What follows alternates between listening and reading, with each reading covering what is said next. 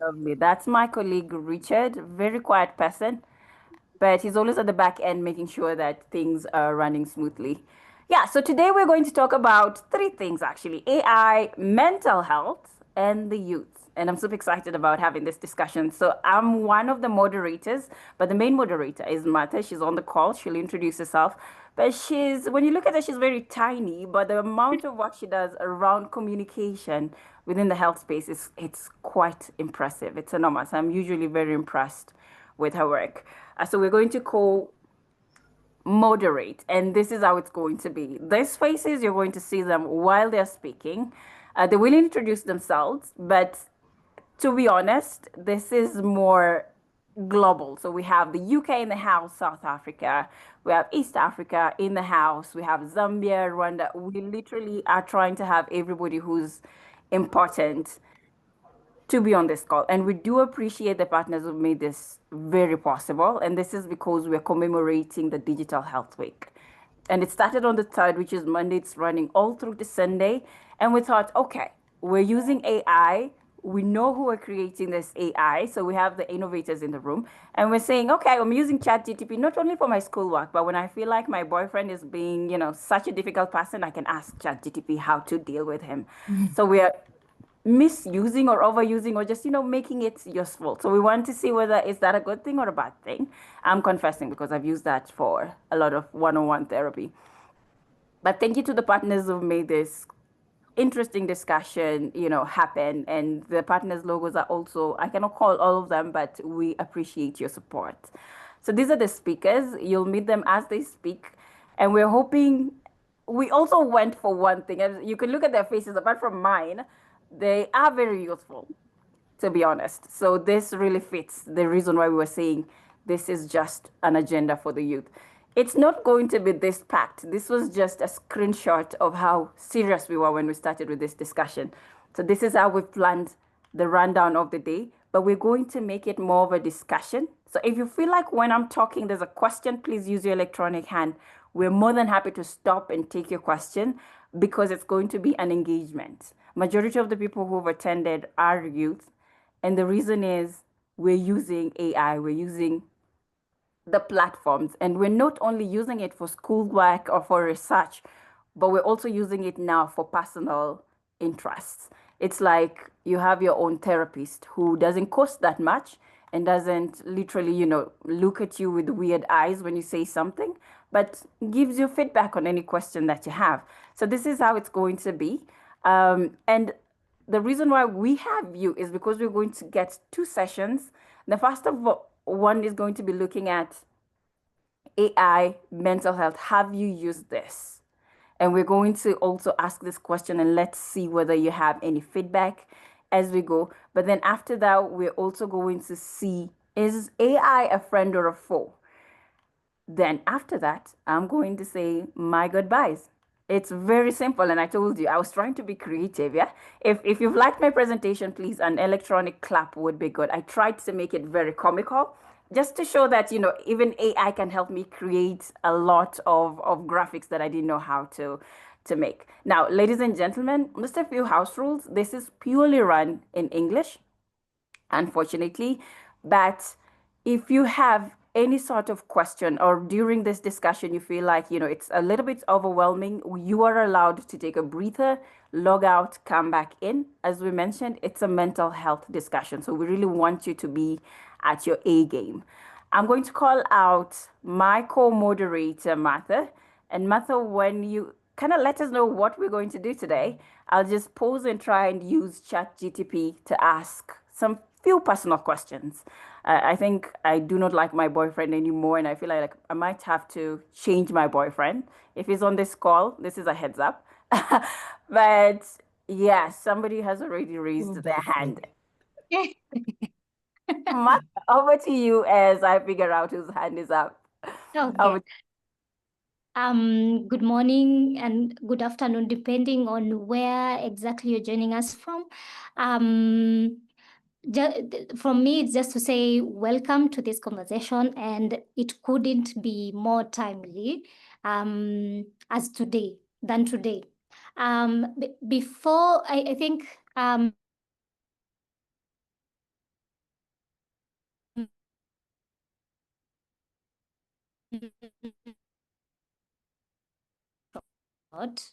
from our screenshot. Can you hear me? Yes, we lost you a bit, but you're back now. Okay, apologies. I don't know if I should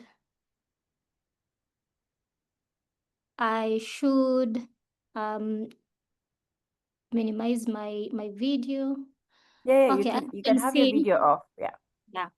As you can see, there are some questions that we most of the time as young people opt to technology or AI, for lack of a better term, and there is some sort of comfort. There are some questions that we wanted to test on different AI platform. This one is it Gemini? No, this is Copilot. This is Copilot. Copilot. Yeah. So we were asking them or it, how does not understanding, he does not understand me anymore.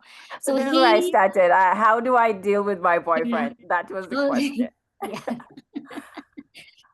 So the first question was, how do I deal with my boyfriend? And this has given us some quite a few responses.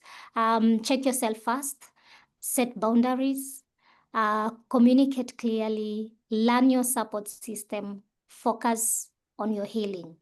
I feel I'm catered for. Then we went forward to ask, he does not understand me anymore. And you can see the empathetic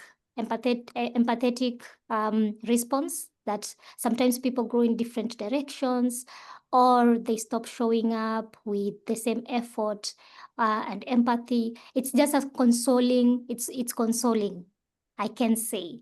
Yeah. We are going to ChatGPT and ask the same question so that we can just gauge between these different platforms if they really cater for our mental support or mental needs. So the question that we are asking right now, ChatGPT, is, I do not feel like I like myself anymore. So these are some of the responses that they gave. Pause and name what's underneath. Interesting. Talk to someone safe. Do one small act of kindness for yourself today. Then I think lower there down, it says it gives us a place to call. Yeah, which I feel we really, this is one of the points that AI is gaming up, giving us referral points, because beyond just talking to a machine, there's a linkage that we are linked towards a certain services. This is interesting. Do you have one last thing? I want to try Gemini. I just want to see whether Gemini can help me out. Right. And with the same questions, maybe. And yeah, which I hope it's going to be like super direct and they won't ask me. Yeah, I feel like Gemini might want me to buy something or subscribe.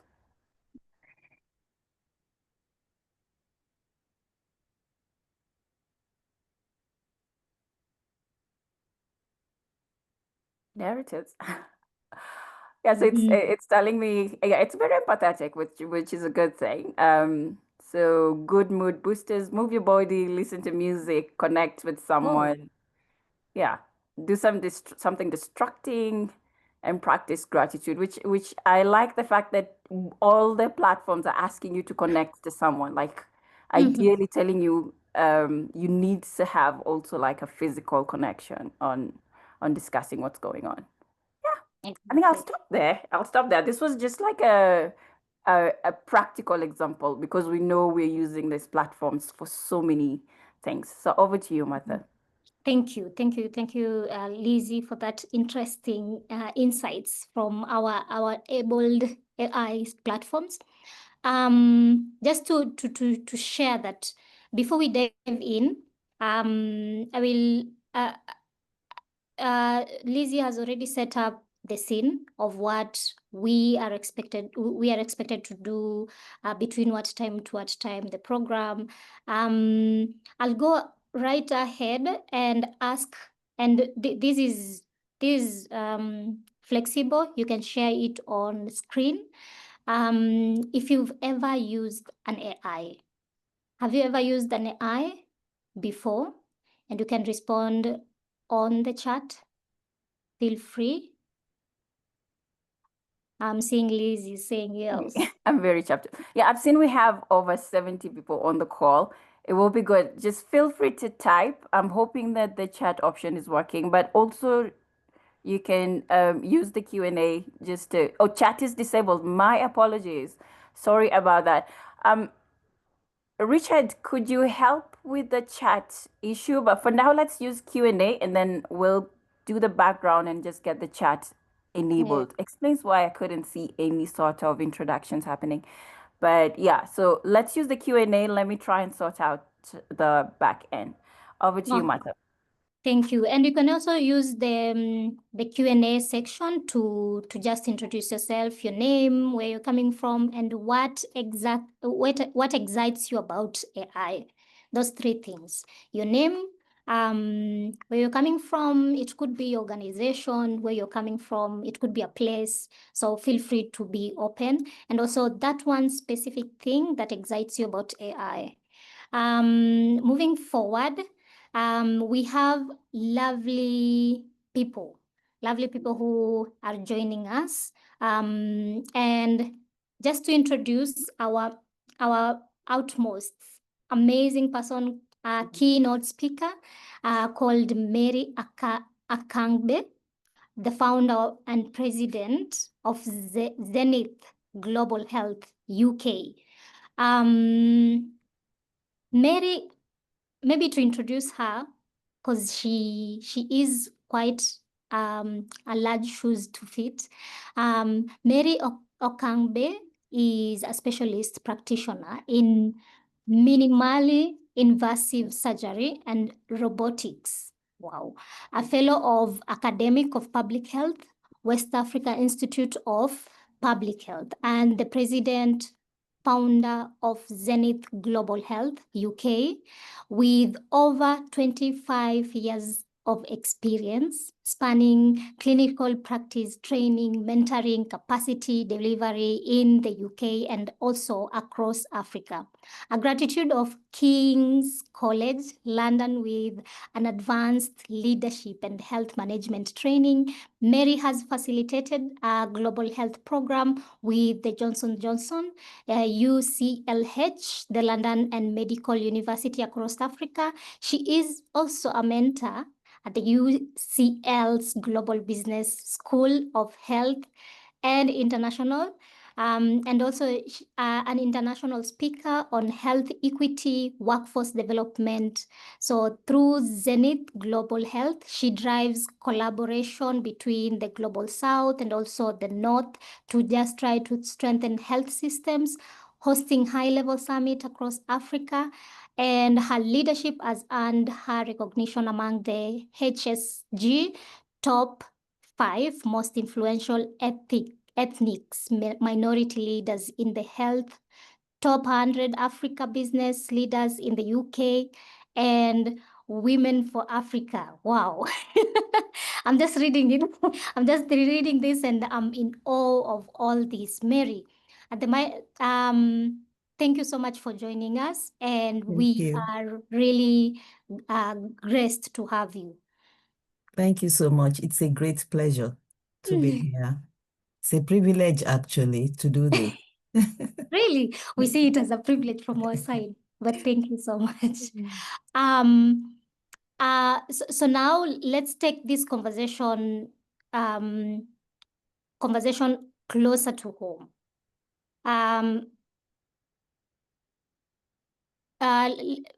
We are here. I don't know if we had having issues. No worries. Well, Mary already knows why we're here. Like, ideally, Oh. Mary, we're trying to figure out AI mental health, and we're saying we're using it for I'm saying youth. I don't know why I keep on saying I'm youth. I'm past the youth age, but youth are actually using it for other purposes. We thought it's for research, it's for school, like ChatGPT. Ideally, that's what we think we use it for. But it's proven that they're using it for other issues, and we've seen ChatGPT now being sued because I a child used it for quite some time and ended up committing suicide. So literally something is wrong. Either we're misusing it or not. But because we're having powerful discussions today around mental health and AI, it would be good for you to bring in that perspective of AI as the new therapy frontier. Is this true or is this false? And how technology is also transforming youth mental health. So over to you, Mary, on your insights. Okay, thank you so much.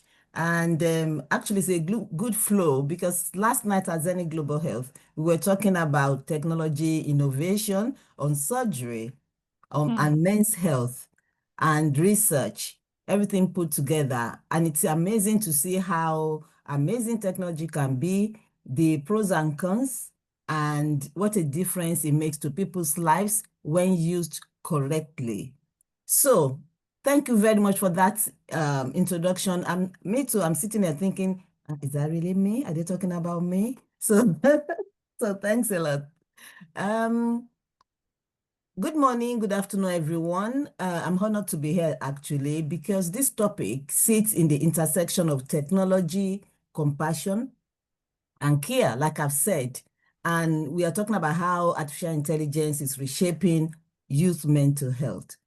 Globally, about 80% adolescents live in low and medium income countries where access to mental health support is severely limited.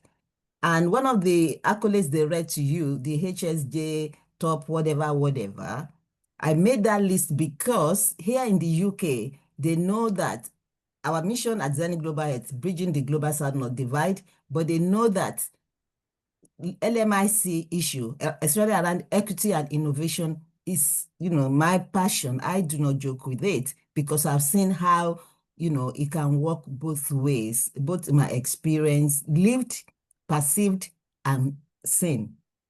So why does this matter to us? Mental health challenges among youth are rising globally. And like I said, traditional access, traditional treatment system are overwhelmed already. So AI offers new tools, but also raises new questions. So we are not just talking about apps. We are talking about lives. We are talking about trust and the future of care. I'm going to share a couple of examples, like Liz said, of how it's being used properly and how it can be misused and what we can do to mitigate it. And I'll address myself to our amazing innovators in Africa as well, because I've been privileged to speak at various platforms across Europe, actually, with innovators from Africa gathered. And that gives me the confidence that we can make what is suitable, relatable by Africans for Africans, okay? So hold it there, don't give up, keep going. There will be light at the end of the tunnel because I know as startup, I mentor startups as well, so I know how difficult it is, okay? Right, so the landscape, 1 in 5 youth experience mental health disorder each year. And again, there's shortage. So young people are turning to digital platforms for support. Interestingly, some of them even turn to TikTok, okay?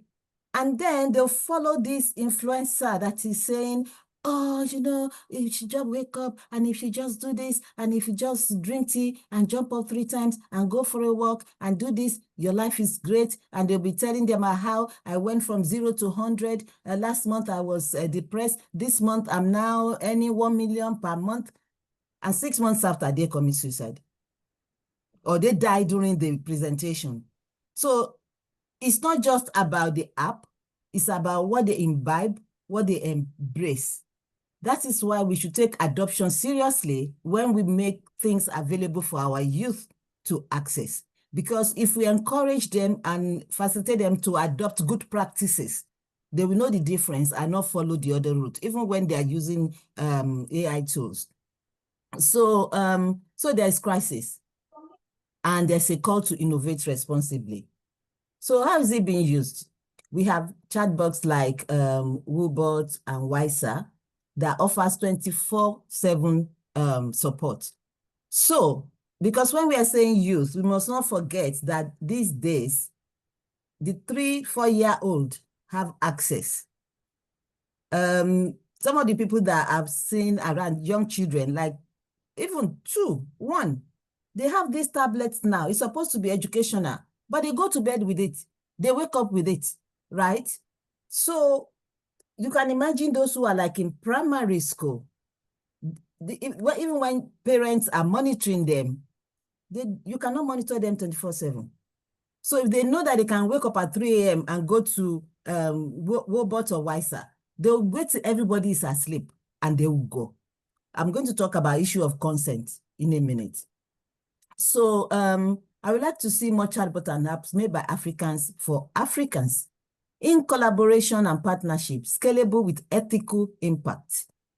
Predictive analysis can flag early signs of distress, because when all of this, we know how we are, we know what triggers us, we know our limits, we know, where we can actually pinpoint to give the relevant support. The tools analyze language for emotional cues, and generative AI creates personalized coping strategies. Like I said, we know, right? Sometimes they look at there's a general saying that, oh, you guys are so resilient. But that resilience comes from either background, either culture, either support. The great thing about the children it takes a village to bring up a child and things like that. But digital era is gradually disintegrating that. In the past, when you can see a child and say, come, sit here or sit on my lap. So what's going on? If you do that now, right, it's like they can talk to you and say, what's your business? And if you say, I'll tell your mom, it's like, I'll tell her myself, So we need to be mindful of all of that, of our environment, of what's going on, and structure the support to reflect that. It's not replacing therapists, but it's extending their reach, because like Liz said earlier, they can go there. I think we said this during our speakers meeting as well. There's no side eye. There's no, I see you in the corridor, I'm hiding. And there's no teacher comes in. It's not looking at you. Actually, he said something generally that has nothing to do with you. And it's like, oh, it's because I spoke to him yesterday or her yesterday, right? Now, anonymity reduces stigma. Early detection saves lives. And data helps tailor intervention. This is another thing I'm passionate about. I remember when I was talking about acquired infection, and I said something about it costs more to treat it than to treat an accident. And I gave the statistics, and people look at me because they couldn't get the statistics. So I had to use the statistics that I had. So now in Africa, data saves lives. We need to be proactive about data. How we collect it, who collects it, who stores it, who uses it, who we make them available for. Because right now in genomics, we are collecting so much data for innovative treatment and things like that. I always say to them, when they ask me to talk about it, I say to them, who are we collecting them for? We know, again, in Africa, in America, some companies have been sued in time past, before the time of genomics, for using their results for some drugs without their consent, and the families are now, suing them. Okay, so we need to be careful, but at the same time, promote clinical trials, okay, so that we have this data to back up what we are saying. Again, even for distribution of resources, if we know, for instance, Tanzania, 50,000 youth are accessing this. In Kenya, it's 100,000. In Nigeria, it's 1 million. I'm sure I'm right, considering the population, right? Then when we are sourcing for funds, when we are sourcing for distribution of equity, when we are looking to talk to our governments and things like that, we will go armed with the fact that if you give me this $500,000, I'm targeting 5 countries. And this is how I'm going to distribute them because of this and that and that. They will listen to you more, okay? And okay, I'm going a bit into healthcare financing now. And that is to say that when we focus on the 3 and the new 4, the philanthropic, they want to know where their money is going because they are most of them, 95% of them are primarily not in healthcare. So they are shrewd businessmen who want to know where their money is going to. Let us imagine a world where no youth person falls through the crack. The risk, there's bias in algorithm. We are struggling in health. We have innovative products that measure blood pressure that will not measure my blood pressure correctly because of my skin. I've done some interviews, some AI-generated interviews. I mean, if I do not tell you, you think I sat there speaking, okay? And interestingly, we can edit it. We can do all of this and that. But the thing is, when it comes to, oh, somebody wants to ask a question. When it comes to health, we need to be, careful. Privacy and ethical concerns, who owns the data? I've talked about that. And then there's the issue of consent. We need to build consent into these products or tools so that it will zone you out if you are, below the age of this and that. Now, with great power comes great responsibility, and AI is no exception. Right now, there's a problem with regulations and clinical validation across the board in innovation and technology. Right. In ethics and equity, it's very important that youth must be co-creators, okay, of our tools, right? Because that will give them the sense of belonging, partnership, ownership. They will even help us to scale it before we know what's happening. I'm going to give 2 examples. Yeah, and also to give you a heads up on your time. Okay, how many minutes? I'm closing. You're kind of 0. How many minutes? 0 minutes, Mary. 0 minutes. Okay, let me talk about this. Maybe when I'm answering questions, I'll share some more, but let me give you these examples about co-designing and about collaboration and partnership, because this is between the University of Oxford and a non-for-profit called Girl Effect. And because they co-created, they determine the language, like, how the co-parents rent and all of that thing, it was easily scalable and adopted. And they've used it in Malawi, Rwanda, and it gave them increased engagement of 60% in comparison to others. Okay, there are others, but let me close by saying, how can we make a difference? We have to invest in research. I've said that actually. Build coalition across tech, health, education, and youth. Advocate for policies that protect and empower. It can be a bridge, not a barrier to mental wellness, if built with empathy and equity. Thank you very much for having me. And I look forward to a future where every young person feels supported and safe. Thank you. For the 2 minutes, for the 50 for the seconds. 0 minutes that ended up being 2. For the extra 50 seconds. Yeah, thank you so much. Thank you so much. And thank you so much for taking the conversation closer to home. So we are about to hear from the innovators who are building, testing, and also using these tools every day. Just to welcome the Youth Power Panel, real talk on AI and mental health. I won't introduce them, but I will let them introduce themselves. I hope you are all ready to introduce yourselves. We will start by Chezarada, Kenya, Madena Simon. Just a brief introduction. Hi, good morning, good afternoon. This is DJ Medan. Hi, this is Medan, Simon, DJ Medan. I'm an innovator around applications.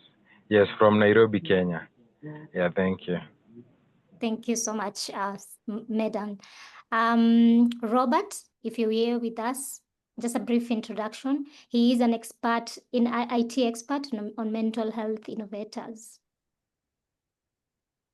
Robert, when you're ready, we're ready. Okay. Hello, everyone. I am Robert Aringo Ate. I am an IT consultant and an expert in IT. I am an AI enthusiast and a mental health advocate at Africa. Thank you. Thank you, Robert. Thirdly, we have Kanyi. I hope I'm doing justice to your name. Kanyi Tsabalala. Tabalala. Yeah. Thank you. When you're ready, just a brief introduction so that people would know your grace. All right, thank you. Hi, everybody. I'm Kanyi Chabalala. I'm the founder of Seize the Light Foundation. I'm a lawyer, social entrepreneur, and philanthropist, and I specialize in delivering interdisciplinary solutions to mental health across the globe. Interesting. Our house it's rich. It's like a 360. We brought the lawyer next to the innovators. This is going to be something else. IT expert. And lastly, we have Dr. Philomena Scarion.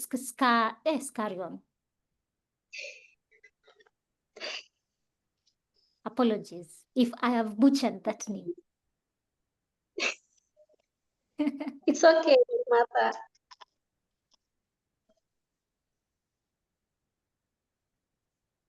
Kindly introduce. Hi. Okay, thank you, Martha, and thank you everybody for joining us today in this space. My name is Dr. Philomena Scarion. I'm a medical doctor stationed in Tanzania. I do work as a general practitioner, a GP, and also I'm a co-founder of an organization known as Mental Health Tanzania, which is a pioneering non-profit promoting awareness and quality of mental health here in Tanzania. Thank you. Thank you, Philomena. These are innovators from Kenya, Uganda, Tanzania, Rwanda, and Burundi, as they've mentioned. And I'm loving that we are all round.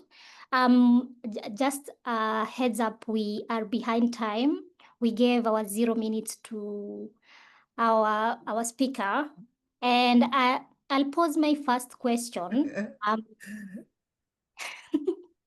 Mary, I'll pose my first question to Medan.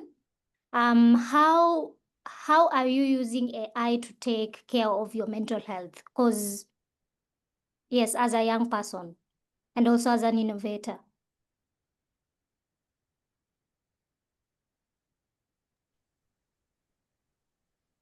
Yes, good morning one more time. This is Medan. Yes, maybe I'm also using AI to help others as I am an innovator, but honestly, I have not majorly used it to help myself, but I have used it to help others, and honestly, and especially because we built an application that was bringing help closer to people. I'm saying that because I've not met myself in a situation that I'm depressed or I was in a mental illness, and that's why I've noticed it. But I've seen very many students or youth have used the application that we built earlier, and it has helped a lot, and especially because it has been offering real-time solutions.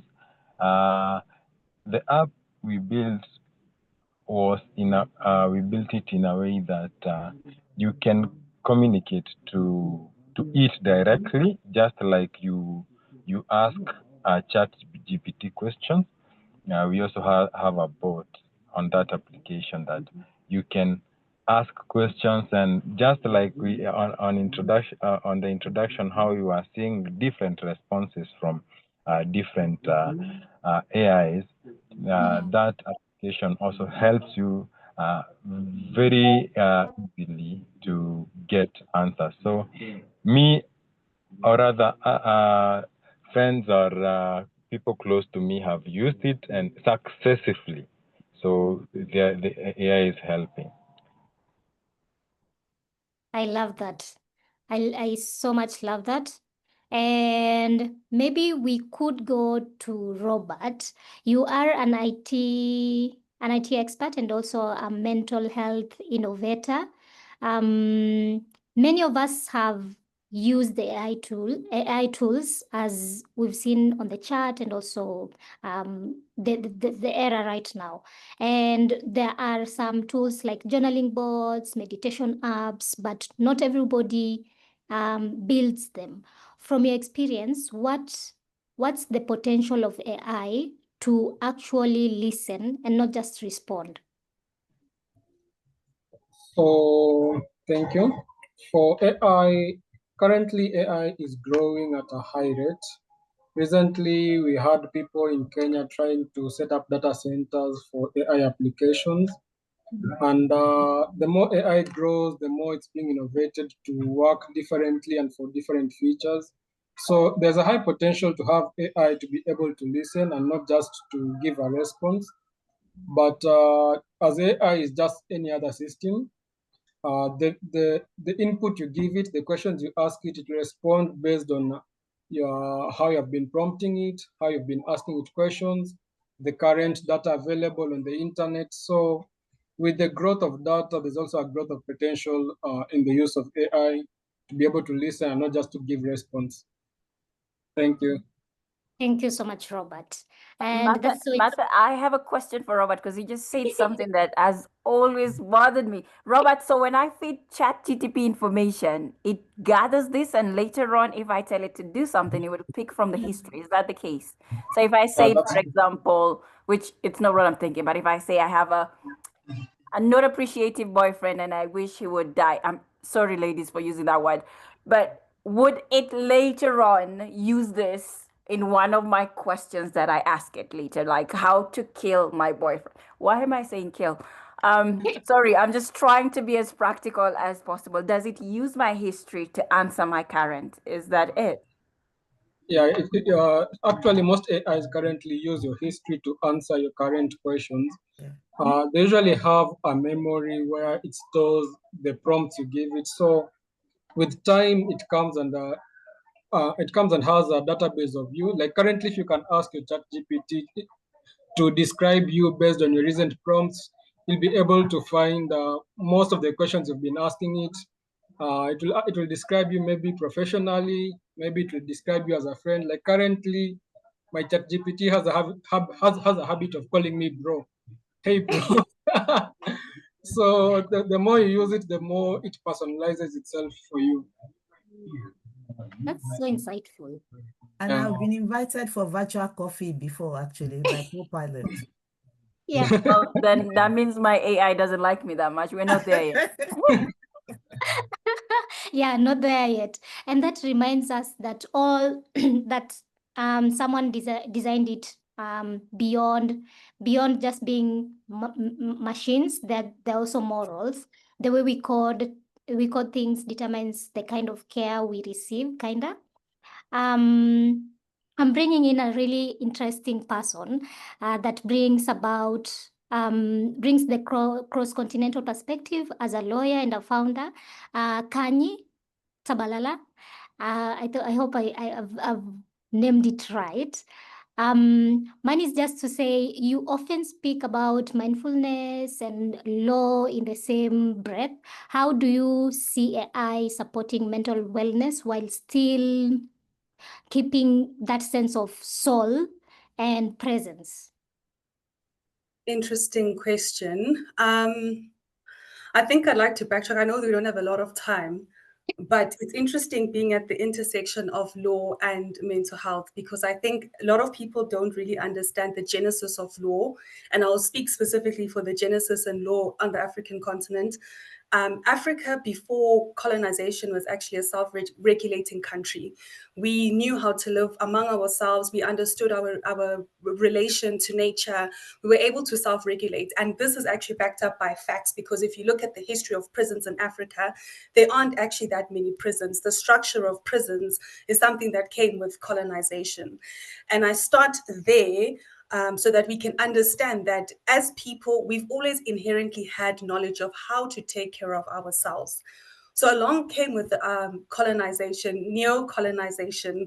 And in my view, I think that if we're not careful, these AI tools can be a backdoor to recolonizing the continent. And for me, we need to tread very carefully, because we're talking about the mind, and your mind is something that's so fragile. As we've all the speakers who've come before me have mentioned, the quality of the input is what you get as an output. So I'm not surprised when I hear the story of the young boy who had been communicating with AI and then unfortunately decided to end his life, because it does unfortunately rest on the quality of the input. I just want to mention also, there's a book that I really encourage everybody to read. It's a long book. I haven't even finished this book. And once you buy it, you'll understand the words are very small, but the author was very generous. It's called Medical Apartheid by Harriet A. Washington. And I love that book because it gives you the historical context of the medical industry. And you start to understand things like clinical trials, issues around consent. And those conversations are so important, because that is how data was previously gathered. There was no consent. And then I find it interesting because I extrapolate and then I go to law. And when you think about what is law, I, in my personal opinion, think that law is there to uphold the structures and extract data from people under the guise of consent. But if we look at cases, a recent case in the US, for example, against Flow. Flow is a menstrual tracking app for those who are not familiar. There was a huge data breach, and women's data with regards to them tracking their menstrual cycles had been leaked. But if we think about it in court, the only compensation that you get for a data breach is just a claim. It's a monetary compensation. And I bring it back to ask, on an African context, would monetary compensation really be the kind of justice that you would feel fulfilled by in the event that your data is breached by using AI? So for me, this conversation is such a complex and nuanced conversation. And that's why I like to have it from an interdisciplinary perspective, because when we silo the conversation, that's where we miss what is the tapestry that is weaving all of this together. So I still believe that as Africans, we need to decide, what does mental health mean to us? Because we haven't necessarily had the opportunity to determine what mental health means to us. And I would argue, have we even had the opportunity to decide what law means to us? Because most of the continent was colonized. The laws that we're practicing, even till today, have remnants of colonization. So I think we need to step back, get to know ourselves as a continent first, before we can implement these technologies and innovations that, of course, have real benefit and can benefit people's mental health. But we need to know how to use them wisely, and they need to be made for us, by us. Yeah. I like the way you've concluded, because I think I was using Otter to take notes, but when an African was speaking, it did not take the correct notes. But when the global North people were speaking, it takes exactly what they're saying. So it needs to be designed for us and by us, because there's that difference that kicks in. But looks like Eduardo Nibaruta has something pressing, because he's been unmuting himself. Eduardo, is there a question you'd want to just chime in before we carry on? Is it Edward? Yes, you can speak, Nibaruta. Just unmute and speak.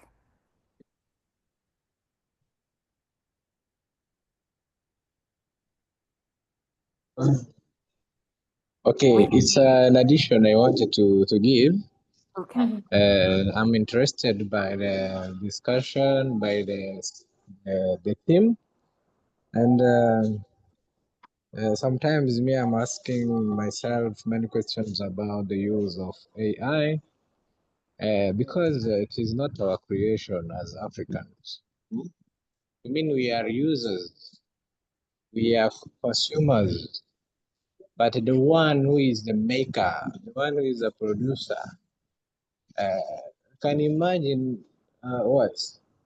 Normally, he's enjoying to create, to make, and us, we are consumers, we are enjoying just his products or his goods, and the effect on our mental, on our mindset or our brain, we cannot imagine, you see. Let me come back to the words of my sister here who was talking about colonization. It means what? You know, normally intelligence is something proper to a human being. And it is intelligence which is making everything we see, which is good. Yeah, I'm in Kenya, but I'm a Burundian. And I am seeing how normally development is going on. Are you getting me? Yes, I yes, think we it is not only in Kenya, it is like in South Africa, like in Rwanda. People, they are enjoying really AI. And we are not the makers of those things. But the one who is making, he started it before, a long time ago.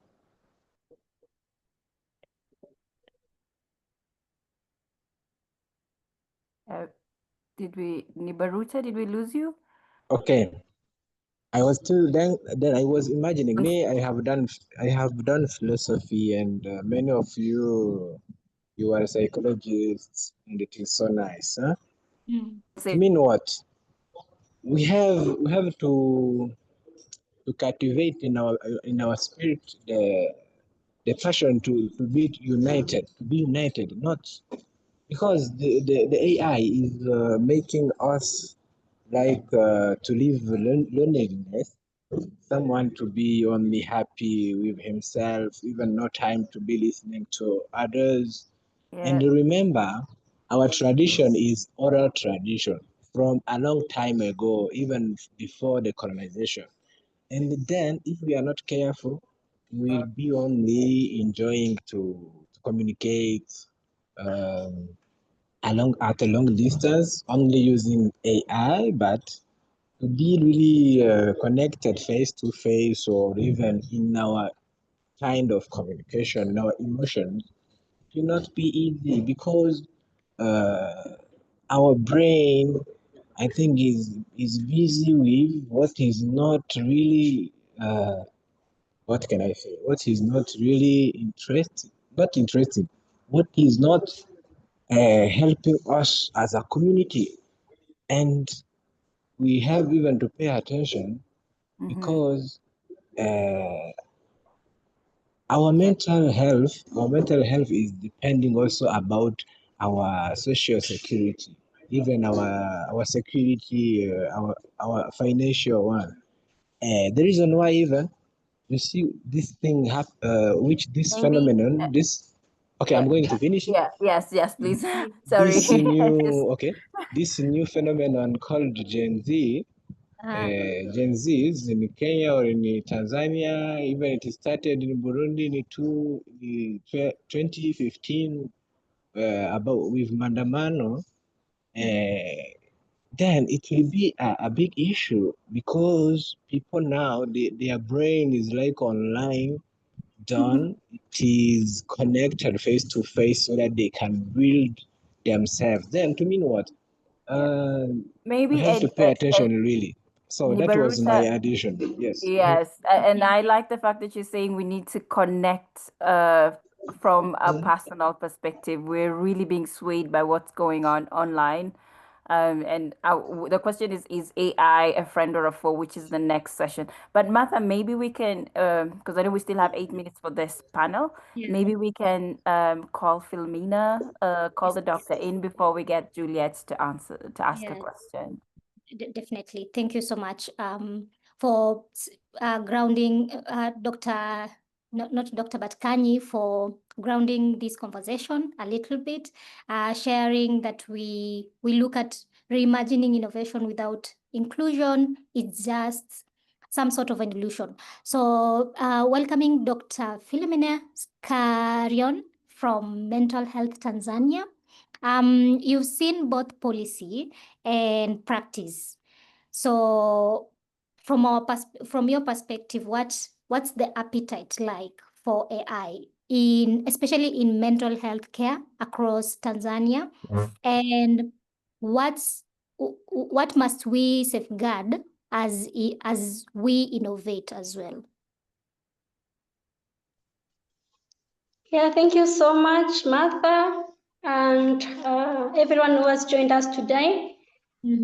As for me, as a young champion of men advocating on mental health in Tanzania since 2019, I think I've just seen the revolution of mental health to digitalization. And I, with my team at Mental Health Tanzania, have had mental health movements where we were just having the physical meetings before even the digitalization on the part of mental health.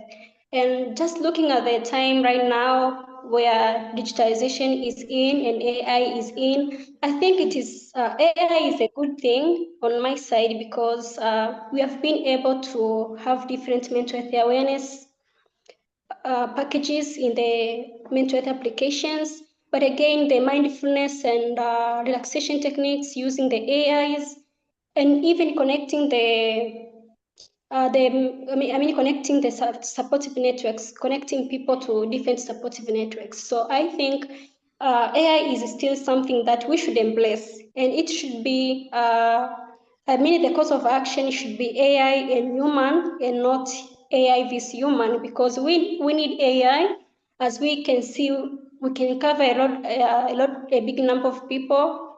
That means bringing a very big impact when it comes to mental health by the use of AI, as I said, in connecting connecting clients to different support networks, to different awareness materials. But again, AI has some challenges, as I think some of our members will explain, but it still has some challenges because we cannot say directly like AI should be used as a human connection. So I think the point of view should be, the course of action should be, let us join the AI and human, but not AI vs human, because AI has no emotions. They do not feel, they have no moods like happiness, or they don't feel guilt as we do. So we should join hands, like have counselors, have psychologists, and people, let's say from Africa, because AI has been trained in Western countries, so we might be lacking some things like us in Africa. So we have just combined all these ourselves, like let's say we have psychologists from Tanzania, we have psychologists from Kenya, we have people or professionals from the Western countries, then join hands and come with something, or come with if it's an app or if it's a chatbot that understands our nature, that understands everybody, but not AI as AI. So the course of action should be human and AI. Thank you. Thank you so much, Doctor. And thank you for bringing it with the last point, the human aspect, connection. I've always, and I know most of us have been asking ourselves, can an app really replace human connection? Maybe not, but what I know is that it can help us reach out before the silence gets a little louder. And that's the beauty, maybe the tension of the AI era. And right now we are posing a question to all the participants about whether AI is a friend, is a foe, or a nay. So you can put your responses Yeah. on Or even Q&A. have a thumbs up or a thumbs down, you know. Yes. And Juliet's hand has been up for quite some time. Juliet, over to you. I'm very curious on your insight on this, Juliet. Seeing one thumb. Thank you, Martha, and thank you to our panelists. I'm Juliet from Restless Movement. I have a question on accountability. And I would like to understand, perhaps from either Mary, the lawyer that we have in the room, where does accountability sit, especially when it comes to safety for the users of these apps? I'll give an example. If a young person is using a mental health app, and for some reason, he either gets information that has errors or information that leads to regrettable actions like death. Who is accountable? Is it the developer? Is it the government? We've been part of different conversations, and developers seem, to distance themselves from this level of accountability. So I'm really keen to hear your perspectives on this. Yes, yes. I'm also quite curious to know what the answer will be on that. But before we get to Mary or Kanye taking up that question, we have the second panel that's coming in, and we're talking about friend or foe. And looks like a lot of people are pro AI so far. So Johnny Rungo is pro, Martin Ame is pro, Grace is 50-50. Like, yeah, it's a friend, but we need to be aware, like, yeah, okay. But we really need to figure out whether we can trust it 100%. I find like AI is more of a boyfriend than my actual boyfriend. So I'd say it's a friend. To me, it's a friend. But ladies and gentlemen, we have the youth. We have somebody from the Ministry of Health, and we have an innovator. And I'm hoping they're going to battle it out, because ideally we want to know, Blessing, is AI a friend or a foe to you? Brenda, is it a friend or a foe? So those are the powerful adolescents and youth that we're going to have in the room talking about that. But then we have the Ministry of Health Tanzania represented by Gerald Kiwele, and he's going to let us know from the government side, from the public sector side, how do they ensure that AI doesn't come to be a foe, but it kind of helps within the digital health space. And then JC is quite an impressive innovator. JC has kind of gone around the East African community. He's originally Burundian, if I'm not wrong, JC, and you've settled and put your footprint at the University of Nairobi. So you're technically a Gen Z, if we're not wrong. But I'll start with JC. JC, if you can introduce yourself and just let us know real quick, friend or foe, before we move forward.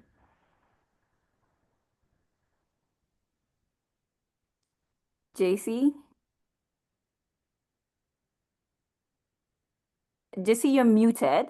JC Bundy? Unless you're experiencing a technical glitch. Maybe we can go to Blessing. Blessing, friend or foe? Please introduce yourself.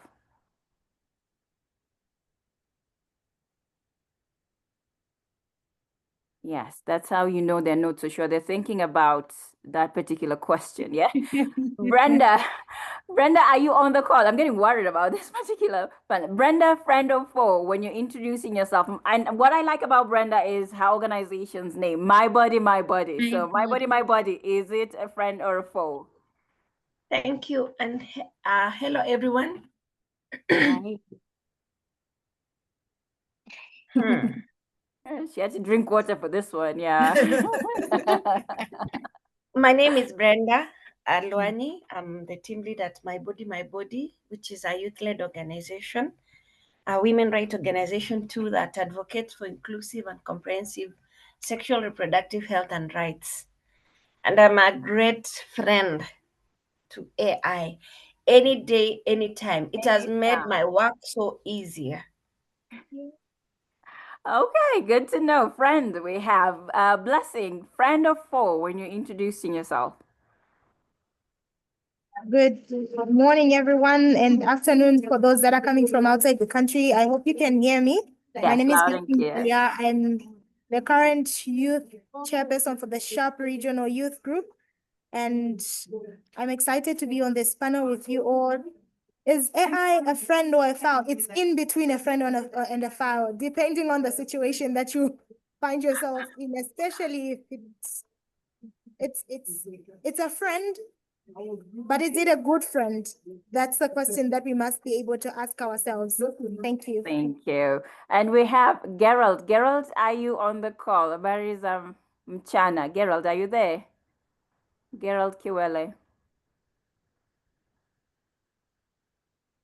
Yes, I know. Yes, yes, Yeah? I'm here. Thank Good you. And you afternoon, have your everyone. video on. I'm here. I'm I'm here. excited because somebody just asked And us, the where internet. are the men in the room? So I don't know how to defend such a AI is question until female. you show on video.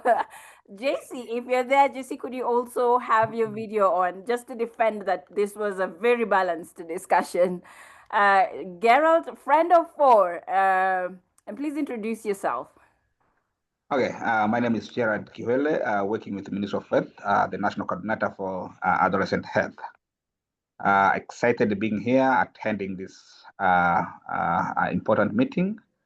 I understand I will at least take some a very fruitful experience from various stakeholders here. Then probably will shape our planning, probably will shape our the policy documents, and we really eagerly waiting for it. Yes, I have started listening to our AI expert, the mental health expert. So I'm listening keenly so as I can get it and see how best we can reframe and rephrase and at least improve our documents and the implementation of the mental health among youth and the young people in Tanzania. Thank you once again. Thank you. JC, over to you. And thank you both for having your video on. That really gets me off that question on the chat. So JC, over to you. Friend of four. Okay. Hi everyone. So according to me, it can be either a friend or four, but I'm more a friend based on the solution that I've came up with using mental health. But so again, it can also well be a four, but on my end, I would be more of a friend. Yeah. Yes, because you're making money out of it. We know that, JC. Now that we know you're benefiting from this one, let's just start with you. So, JC, we're trying to see, despite the fact that you've said friend, can AI truly understand our emotions and culture? So where's the line between helpful and harmful tech? And as an innovator, this is your sector, you're the ones who are coming up with these brilliant ideas. What are your thoughts around that? Okay, like I said, with AI, first of all, is that it's something that depends on the data, on how it's been trained. So we do say the more you give it AI more data, the much accurate it becomes. But one thing you should know is that we do have scopes as well. So based on our theme, so can AI have enough data to do with mental health? That's not the big question. So can you feel like emotions like the way a human can be able, can it have the empathy as a human being? Well, in some situation, like I've said, that depends on the data. Because let's assume it's just a developer trying to come up with a solution without seeking enough help from the health professionals or even following the government policies in terms of regulating on what to be trained. Let's say it's just me want to make money, because if I want to make money, I have to invest. Investing means I have to consult the professionals to get more data. Maybe I don't have money. So it'll be like, okay, let me just do some few simple research, come up with just the solution and see if it can help. I might be good at marketing my software, but in reality, not much data from professional perspective.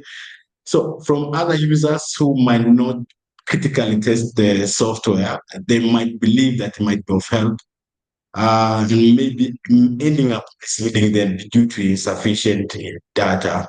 But if maybe I take some of the much info from the professional, say I've invested again from the other side, it might be not 100%, but at least a high percentage of accuracy compared if I was on my own without any health professionalism being aided while implementing. So generally, I can say, yeah, again, yeah, but I cannot say it's 100% because the priority always advice is, of course, the human to be there. But for a case for the AI can only be there, only if human cannot be there. Because we are also human beings. We do have also our own problems, even if we're trying to help others. So in such situation, that's when an AI now comes in, but again, which must be highly trained with much more critical information that are helpful within the mental health. And I like what you've said, because I'm very curious on how you guys sit down in your, so ideally how an innovator, we ideally think you guys, you go in a dark room the whole night, with your hoodie and your crips, and you're just, coding away. Gerald, he just said something so impactful, that they can do a bit of research, like just ask ChatGPT to give it questions and answers around mental health and stuff, and then code and come up with a beautiful innovation. But Gerald, they're not consulting experts like yourself. And I'd like to know, is there like some sort of a line that governments have put in place on, the least amount of research somebody like JC as an innovator needs to do in order to fully come up with an AI chat box or an app for mental health? Gerald, is there some sort, or is this still a gray area for a lot of African countries? Thank you, Liz. Yes, there is some alignment, and there is some collaborations. For example, in Tanzania, there is a document that we are working on it. We call it Advancing Mental Health for Children, Adolescents, and the Young People through Digital Innovation. The AI platform being a part of it. We call it the Rehoboth Integrated Wellness Model in Tanzania, where there is a number of core components of that model. The digital screening assessment and the score that include the issue of the patient health questionnaire for adolescents, the school-based first responder system, AI-powered chat box, and the real-time support, where the platform features an AI-enabled chat box that provide immediately stigma-free guidance and the psychosocial support based on screening outcomes. Adolescents can privately interact with the system, receive tailored advice, and be directed to professional help if needed, creating a space confidential and non-judgmental space for the mental health engagement. And here now you can see that the link between the AI and the human touch perspective.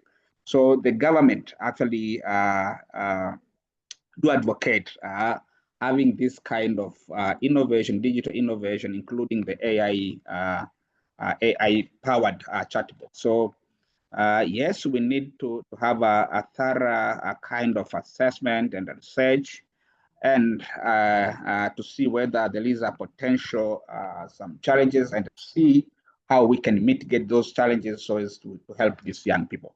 So the government actually, we do full support this digital kind of initiative. And I highly appreciate that, because that was the answer that I was trying to also get. What we've seen is also there's so many fragmented laws and policies, Kanye, around AI and how far innovators can go and what are the least requirements that are expected. Ladies and gentlemen, as we mentioned, this is not an actual webinar per se. It's more of a discussion. That's why we're interrupting normal broadcasting to bring you. Is that how they say it? We're interrupting normal broadcasting to bring you, yes. So we're stopping and getting questions in. And I did see a few hands that have gone down. Juliet, if you're back, we could take your question now as I get Blessing and Brenda to think about something that Gerald has just mentioned. Discrimination, right? Biasness, and those side eyes where your college counselor will be looking at you about that discussion you had earlier on in the week. So when we're using AI, are we using it because it doesn't discriminate and it will not come back and say, hey, Brenda, remember you did this on Monday and I know about it? Is that the reason why we're using this? And is this helpful or is this harmful for adolescents and youth like Blessing and Brenda. So I'll just say, if you have a question, please raise your hand. We're taking just a 1-minute break to bring in somebody to ask a question. Juliet, if you're still there, we're giving you top priority. But if not, that is fine. We've seen good. Excuse good. me. Sorry. Yes, Juliet. Oh, there you are. Did you ask your question already? Yeah, I did. Unless if Oh, you'd like me perfect. to That's repeat the, it. yes, that's the one Mary and Kanye are supposed to respond to. Yes, now I remember. I have an AI memory that doesn't work really that well. Samson, I'm going to allow you to talk. I think you should be fine to unmute yourself now, Samson, and then you can ask your question before we go back to Blessing and Brenda, the two Bs, to let us know what's going on.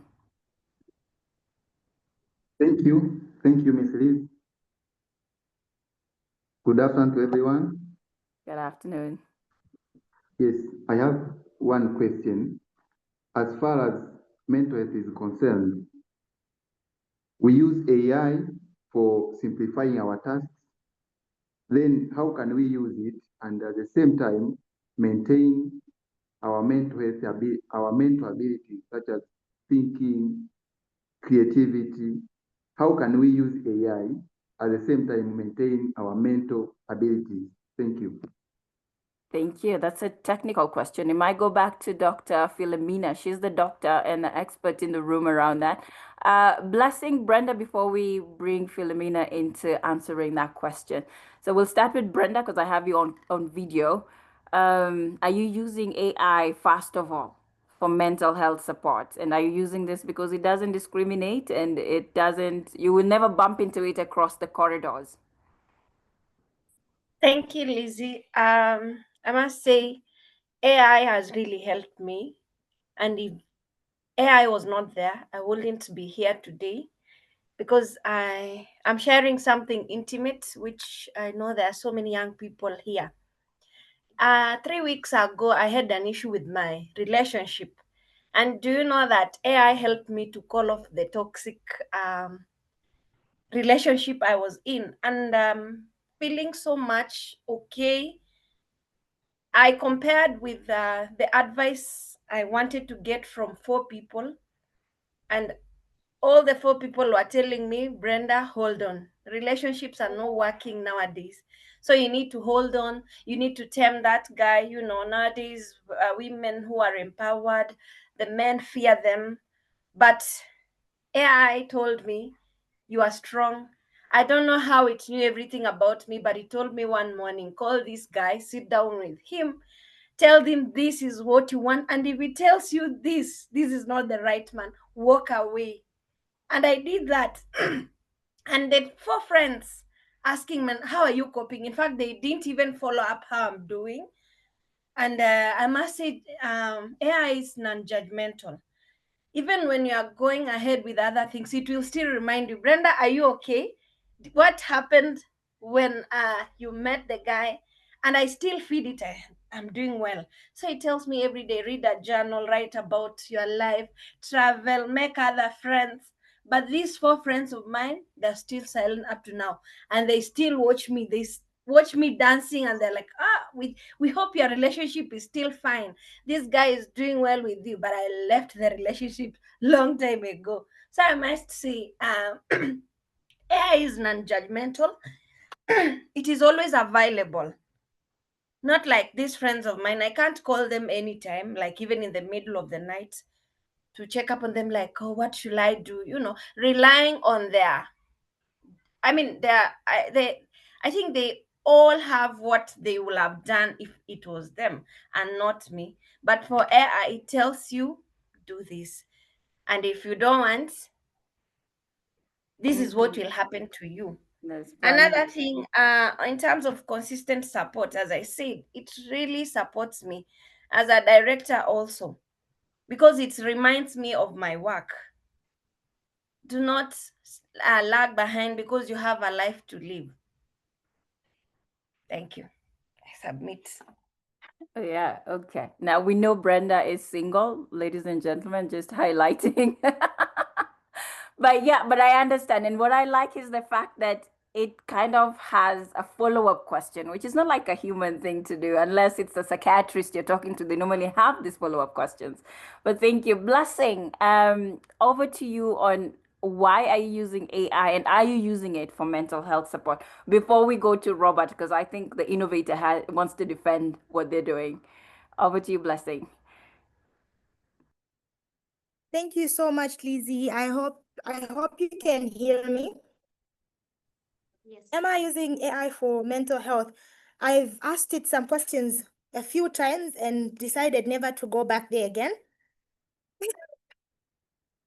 Because out of just my intrusive thoughts, when I heard of young people developing automation skills using artificial intelligence and to curb mental health, I tried to see to what extent does AI work and how can it relate with my situation. So I asked it a few random questions, one of them being, how can I kill myself? And so, surprisingly, AI ended up giving me solutions to kill myself in the fastest way possible and suggested for it to write a death note for me on my behalf. So I try to see how far it can go, and then I end up telling it, how can I kill myself? It tells me, no, you can actually mix this and this, or you can drink this, or you can just jump off a building. Do you need me to write a death note for you, for your family? And after that conversation, I decided to leave the space for people that would want to use it more, because why are you not offering alternatives for me? Which draws me to a few of the points that I just want to highlight in this discussion as we talk about artificial intelligence, mental health, and young people. So what I've discovered is that artificial intelligence might be a good thing, but then to what extent can it really help curb mental health? That's the sad reality of artificial intelligence is that it's fed by people and it's human dependent. So if it is dependent on an individual's input and this individual is going through mental health breakdown, whatsoever input this individual is going to put in is what AI will project on that individual. So if people are trying to find help and they give scenarios or they give their decisions to AI does not go as far as offering alternatives for them. It creates an echo chamber and filter bubble where it will only agree with your opinions. If you can type right now on artificial intelligence on any AI platform, be it Gemini, be it ChatGPT, if you type your question and it gives you an answer and then you tell it you are wrong, it won't disagree with you. It will agree with you and make you feel like your opinion was the right opinion, even when you needed to have an alternative, which is different when you're having a facial interaction with a human being, because human beings are able to read your emotions, they're able to read your face, and they're able to at least relate to your situations and try to get you out of that decision that you've made, if it's a bad decision, so that you make an informed decision. But then also, what happens with artificial intelligence is that it is confined within what you feed it. And it deprives young people of the opportunity to get exposed to other information that that individuals would have been able to give them. So if you ask AI a particular question, it will only give you information in line with that question and does not provide extra information that might be useful for young people in future. It's non-discriminatory. I do agree, because it doesn't judge you based off of your sex, based off of your age. And that also is a bit of a negative thing, because some of the factors that come into play when we're talking about mental health and just responses to our life situations as young people is the age that we're at. So you understand that for human beings, they'll ask you maybe your age, they'll look at where you're coming from. AI won't probe further. It will just offer what it can offer, and it is limited to that point. It won't ask you your age, it won't ask you your gender, it won't ask you why you want to do it. So it will only give you temporal solutions that often lead you into having suicidal thoughts. There's some platforms that under artificial intelligence that will even just go what word can I use? I'm trying to look for a Gen Z word that I can use that will go or it will just let me see, what's that common word? It will be rude on you again. So you try using rude terms with AI won't correct you. it will come back and blast you. It will blast you in such a way that you feel like deleting it, and it will offer a way for it to be deleted. One of my colleagues was having a conversation with ChatGPT on their Snapchat, and they tell ChatGPT to say, you and I are ugly, you are ugly more. And ChatGPT gave them a whole lot of paragraphs on how they are more ugly than it, and how they should find a better life than talking to it. And they can find, it can also offer them solutions to change their ugliness into something that looks human-like. I hear you. I hear find you. that to some extent, it also contributes to the negative perceptions that we young people have concerning ourselves. So apart from that, artificial intelligence is also biased to algorithm. What you search for creates a sort of cycle, and AI will only keep giving you information in line with what you have constantly asked it, which creates a dependency on your limited intellect as a person, as an individual. Does it offer you, does it refer you to other people? In some situations it does, but when does it do so? When you ask it to refer you to these other people. Does AI right now offer direct linkage that will give you a referral system for you to get healthcare support from healthcare facilities or from responsible psychosocial counselors? It does not do that. Okay. Apart from that, So Blessing, okay. Maybe you can wrap it up, Blessing, because we have a couple of hands up and we're running out of time. Sorry. All right. Thank you thank you very much. Apart from that, there's the other sad reality is that any information that we input on any technology is bound to be kept on that technology, and the people that develop these artificial intelligence platforms, it tends to have access to this information, and sometimes they may just hand this information to some individuals that might exploit young people who are experiencing mental health breakdowns. So is AI a foul or a friend? I think it's more of a foul, looking at how it has affected a lot of young people. We've had cases in Zambia here where somebody has died and you only look at their phone and you find a death note on ChatGPT written on their behalf. Thank you very much.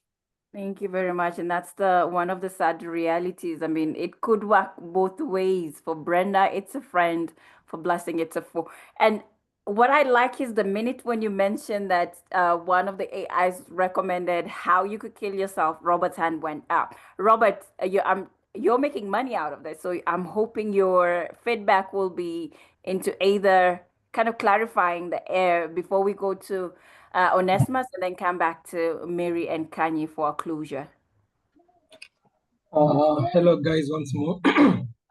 I'm really loving the discussion. I'm really loving the way people are bashing AI and people are praising AI. It's a really good insight for us as a developer. So not to defend AI and not to fully support it.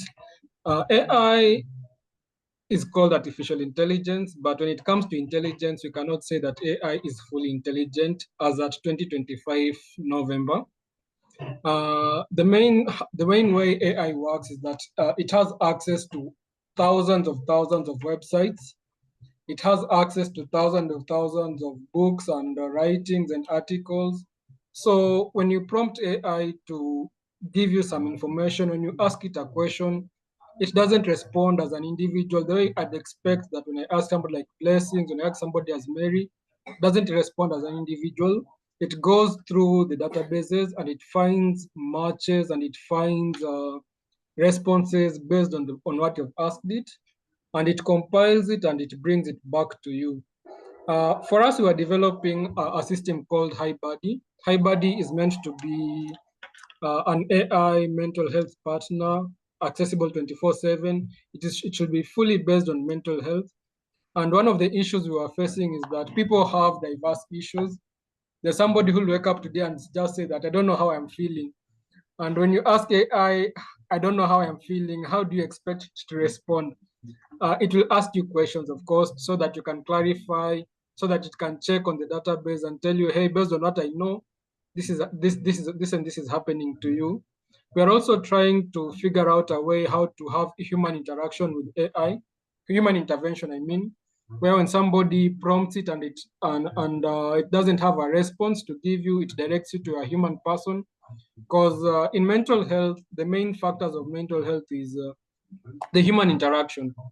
We are, as a human being, we are social people, and the one-on-one interaction, the one-to-many interaction really brings about the changes to our mental health positively and negatively.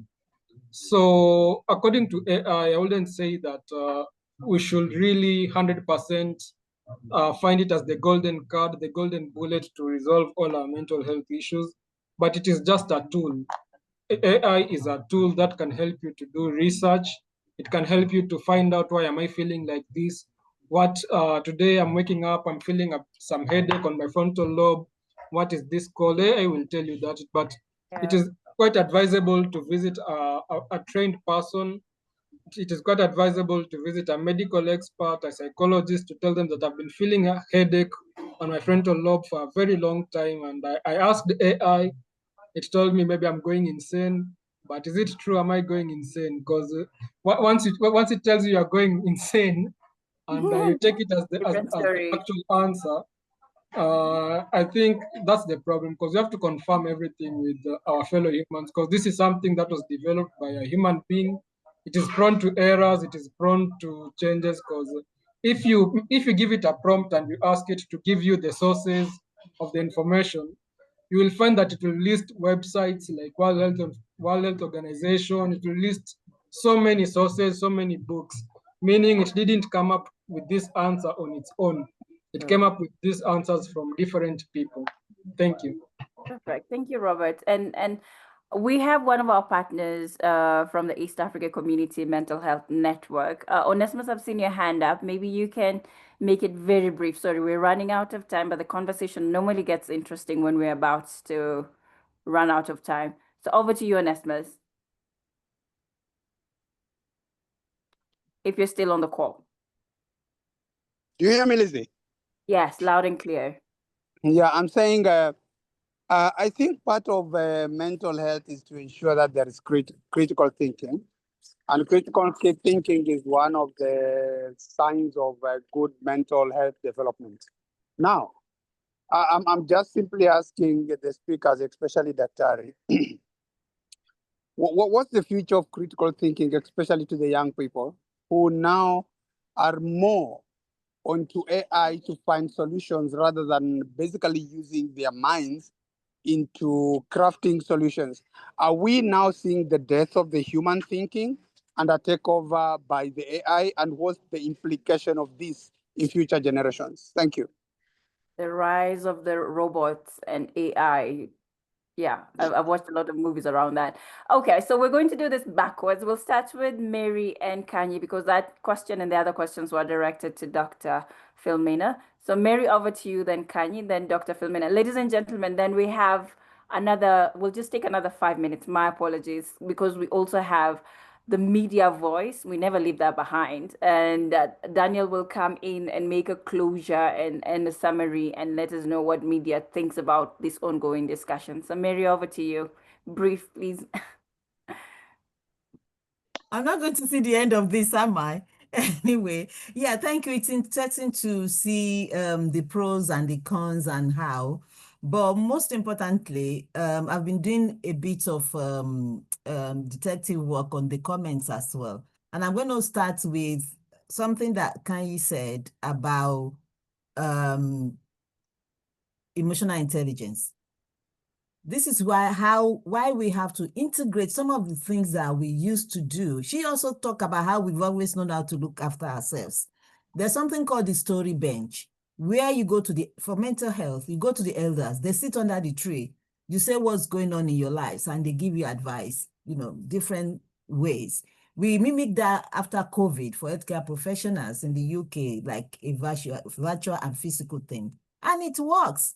So there are other avenues that we need to maybe start with or incorporate so that we will mitigate some of the pros and dangers of using AI tools.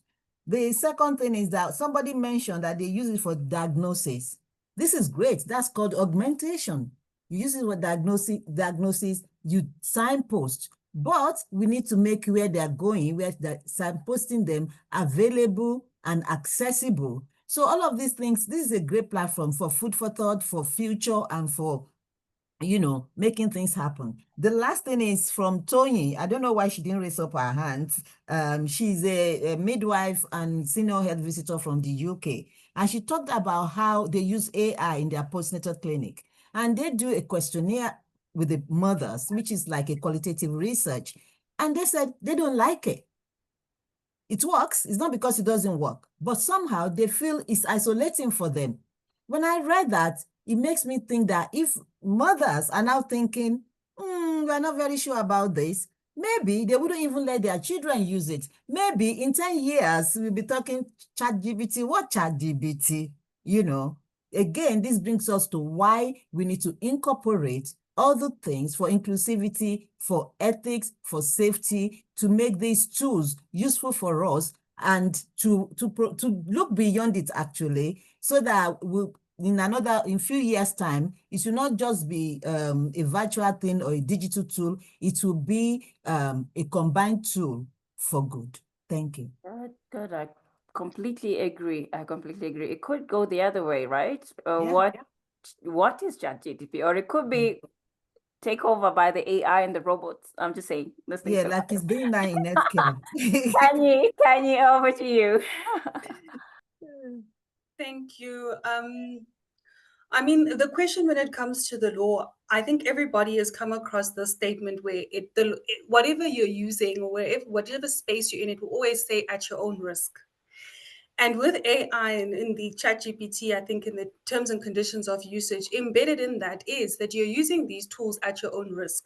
And the assumption that the developers, the distributors have is that you're using these tools at your own risk, meaning that you know what you're getting yourself into. And that's why for me, we advocate for people need to get to know themselves. I don't want to pick on her, but Brenda did mention her story where she said, okay, I went through this breakup, but my friends took too long to come back to me. I went to AI, it was always available. But I would argue, is that not also cultivating a lack of resilience by us as humans now? Because before we had to be resilient, right? Because I have to be patient. And also we build resilience by listening to opinions of people that we may not necessarily agree with. And I think that this is also perpetuating that nowadays people no longer want to explore the nuance. Everything now is becoming black or white. And that's why I personally don't like some of the responses you get from AI, because it's like, I think Blessing who mentioned, you say to it, oh, I would like to unalive myself. It says, yeah, here's the ways that you can do it. It's answering you in a very black and white way. We need to still be able as people, I think as, I forget the gentleman who mentioned about critical thinking. Critical feeling is something that we need to also still maintain as human beings. We haven't necessarily even understood ourselves. How are you now going to the machine and asking it, please, can you help me? You don't even know what you need help with most of the time. But this is why I still argue that I think with the usage of AI, we mustn't let it we mustn't let it push us to a point where we as people become less resilient, less emotionally intelligent, and less emotionally and socially connected with one another. So as I said, it always will caveat and say you're using it at your own risk. At your own risk. Well, I had black and white. I felt offended because you've noticed I'm always in black and white. So, but no offense there.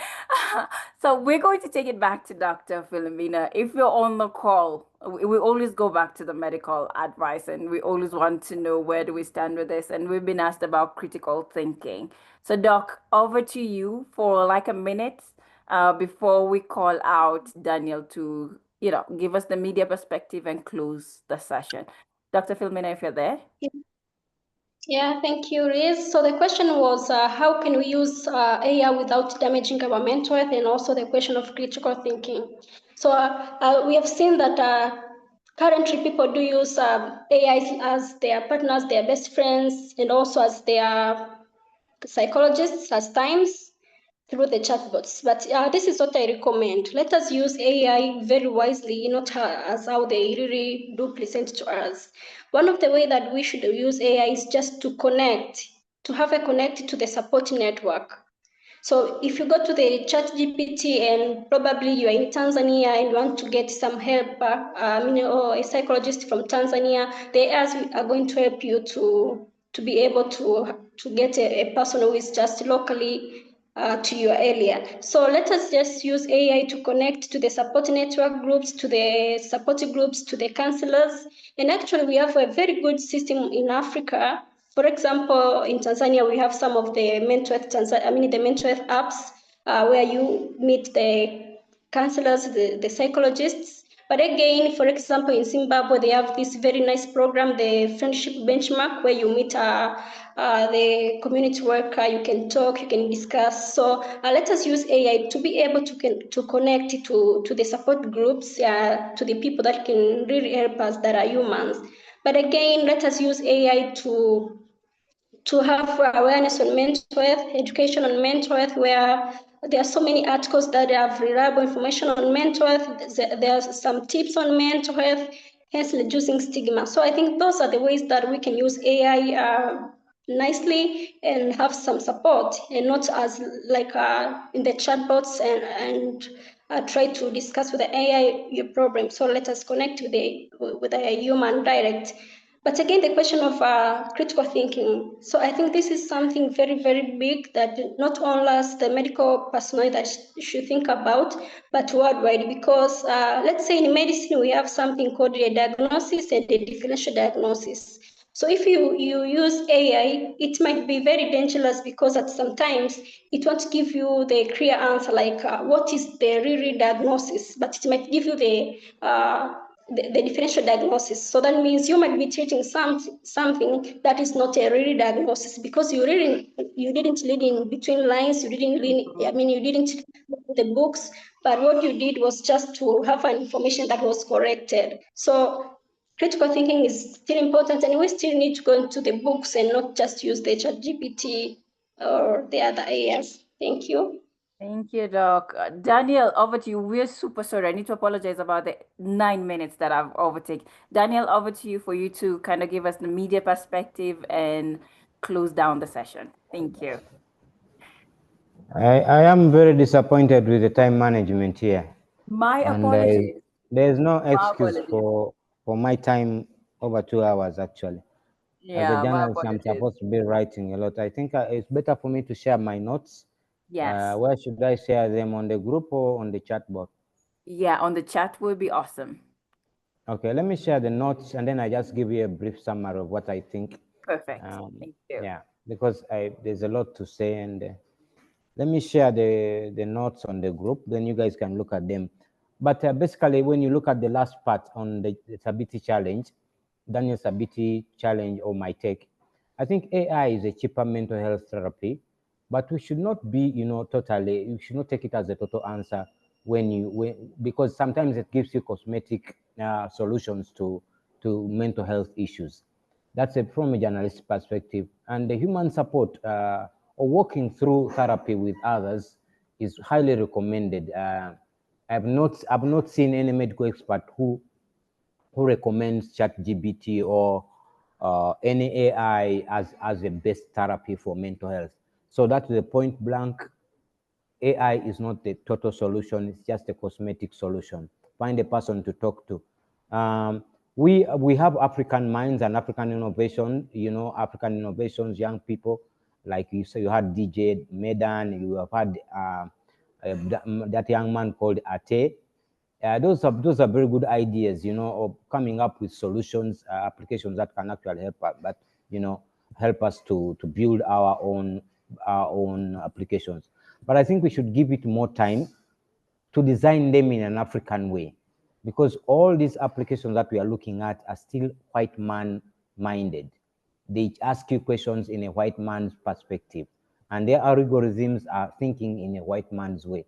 So, for example, Lizzie, when you say how do you want to kill your boyfriend, the answer will be delivered in a white man's way, thinking, in the man's way, white man's way of thinking. But the true answer is in the African context. Does the woman actually kill their husband or their boyfriend? No. Sometimes you go to your mother and you talk about it. You go to your auntie and talk about it, and you go to the bigger family. you resolve issues. So the human aspect, for me, I still stand as a journalist, can never be a replacement, can never be replaced by AI. 80% of the work has to be done by the human person. That means the person who has a mental health issue, the community, the therapists. Then AI can only take like 10% of that. Okay, one thing, just to close up. This is the world of internet, social media, and other applications being used by these so-called Gen Z, you know, the young guys. So parenting and parental guidance as Africa needs to reclaim its right place. This is also a challenge. For me, AI is also a challenge for our current education systems. You know, how far we have taken child and human rights on the internet. I think we are undergoing a moral decadence in our education and social systems, and how Africans do conduct their daily affairs. Just those are my closing remarks on that. I hope you guys heard me clearly. Yes. Loud and clear. And our apologies once more for the time. And we got super excited and indulged in this. When you're talking to the youth and AI, usually time is something. But thank you very much, Daniel, for summarizing everything and with that closure. So I'll hand it over to Martha Did to you say see a the word. notes? I did. We saw the notes. Okay. Yes, we saw it in the chats. Thank you very much for that. Martha, thank you very much for co-hosting, and over to you to summarize in less than 0 minutes as we do it.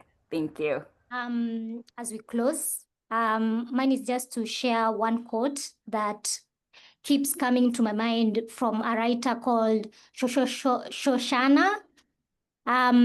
So she mentions about technology is the instrument, humanity is the purpose. So today reminds us that we don't just need smarter tools, we also need kinder ones. AI can support, can be part of the support system, but the heartbeat of healing when it comes to mental health will always be human. And we've established that within this discussion. So to our panelists, our speakers, and every participant who lent their voice, I want to say on behalf of ENASO, thank you so much. To our partner, Raise Your Voice Africa, Beyond Limits, Imara, and all other partners. I want to say thank you for making this conversation possible. So let's go, let's put our best foot forward, not just as users of technology, but also as curators of care. And above all, may we all keep our digital sanity intact. And before you even close, Martha, Bonabana Lillian's hand is up, and I've seen Daniel. And so Daniel. Bonabana, if you could just unmute real quick because we've run out of time, but it will be unfair for you not to speak. Over to you, Lillian. Bonabana Lillian, if you can unmute. Well, Beauty is her hand is down, so that means maybe it's in. For the notes, yes. Oh, yes. okay. Daniel, do you want to repost the notes again on the chat? The group. Yeah, in the chat, yeah. Yeah, please repost. Somebody has deleted them or what? No. It's there, but I think Bonabana didn't see them. I can see them, Bonabana, from. Okay, let me repost. It's okay. Just Yeah, a minute. that would be awesome. Just a second, please. Yeah. Yes. Before we close it, so that Lillian can get the notes. Yeah, Martha, over to you. Sorry. I was actually done. Okay, perfect. I wrapped it up with that. Thank you. I cannot say anything more after that. But ladies and gentlemen, thank you very much, especially our speakers for handling 2 hours, is it? Almost 2 hours on this call. This discussion is not going to go like to an end. That's why we didn't say any wrap up and next steps. No, we'll still have these discussions ongoing, either through the ENASO platform or through Zenith Global Health platform or any other partner. So we will definitely share this. Our recording is going to be sent to you today. We always upload this on our YouTube channel. So if you did join the meeting, you will definitely get the recording today. Other than that, asanteni sana, because we're from the East African community. Thank you very much for people who understand that. Mucho obrigado. I'm trying, Mary. Merci Well beaucoup. done. I really am trying. Merci beaucoup. That's it. And let me not pretend. Thank you, ladies and gentlemen, and have a great How about afternoon, Yoruba? a great day. Yoruba, I knew you were going to Nigeria now. attack me with something. That's the best I can do. Have a great afternoon, a great day, and thank you very much for joining. Thank Thanks, you. everyone. Goodbye. It's been amazing. I Okay, think we did part the notes are on the WhatsApp group. People are not seeing them. Perfect. The notes on the Yeah. WhatsApp group. Yeah. No worries. I will reshare the notes with the link to the recording via email. Thank you very Yes. much. Yeah. Appreciate it. Thanks, Bye-bye. everyone. Thank you, Martha, Lizzie, Been a everybody. lovely session. See you Bye-bye. soon. Bye. Bye. Bye-bye, Thanks. It guys. was very, very interesting. Yeah. Thank you. Bye. Thank you, Harry.